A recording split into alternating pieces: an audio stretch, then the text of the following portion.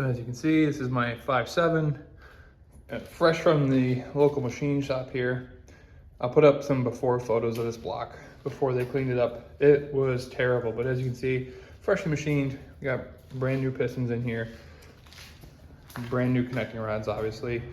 The factory crank, it's got 10,000 oversized bearings from a little bit of wear and work that a previous shop did.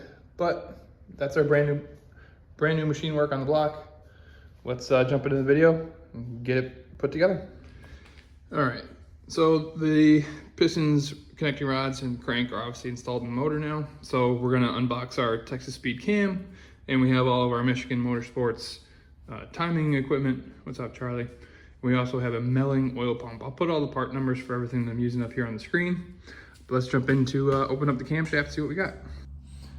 All right, so this is the Texas Speed cam that I got. It's part number 228R6112. So the 112 at the end stands for the lobe separation angle, and the 228 is the duration for both the intake and the exhaust. This is supposed to be a good cam for both NA, and it's also supposed to give you good power boost and be able to handle turbo, which I'd like to do eventually. Here's our spec card. Yeah, 228 duration for both intake and exhaust. Just for future reference in case I lose this card someday. All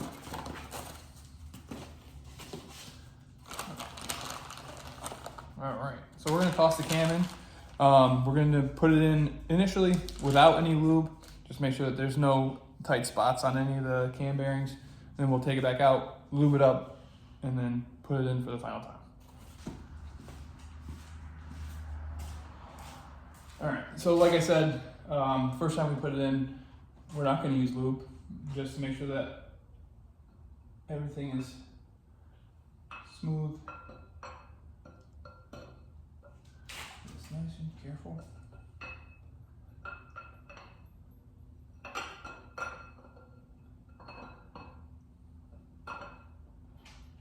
Careful not to knock any bearings out of the freaking thing.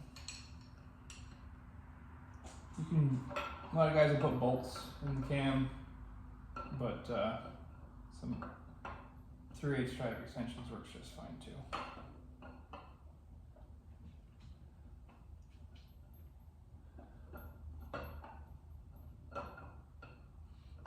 Come on.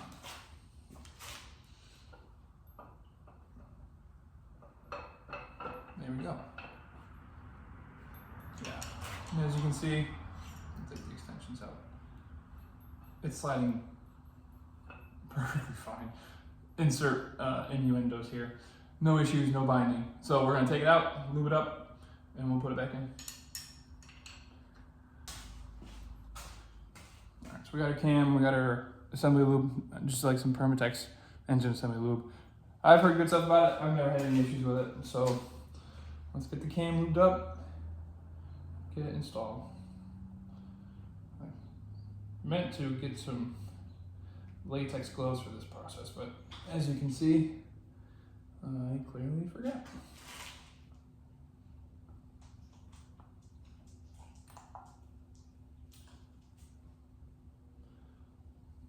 So we'll start there.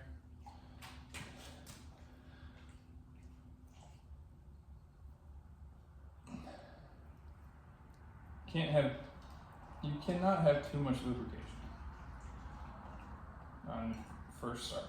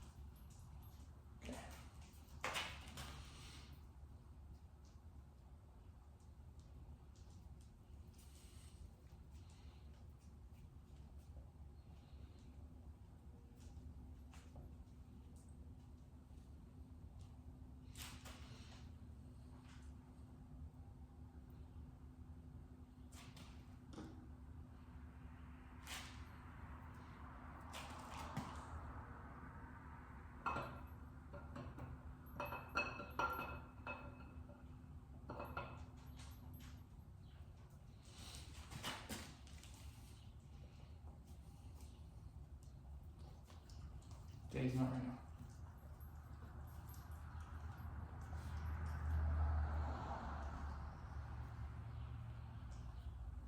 Are you trying to be on camera? We'll get you on. Hang on 1 second.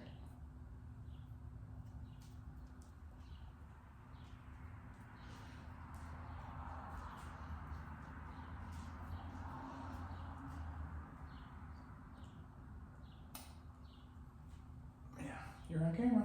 Say hi.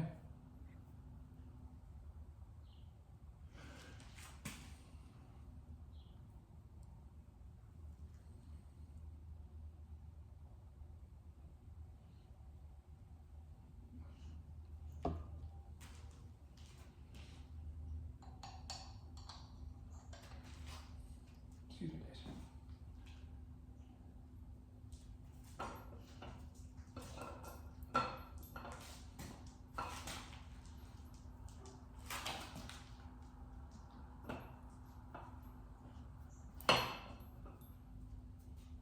Okay. So, cam is installed for the final time. So now the cam is installed, it's time to put on the cam retainer. This is the Gen 4 LS style. It uses countersunk bolts as opposed to the Gen 3 style that just uses flathead bolts.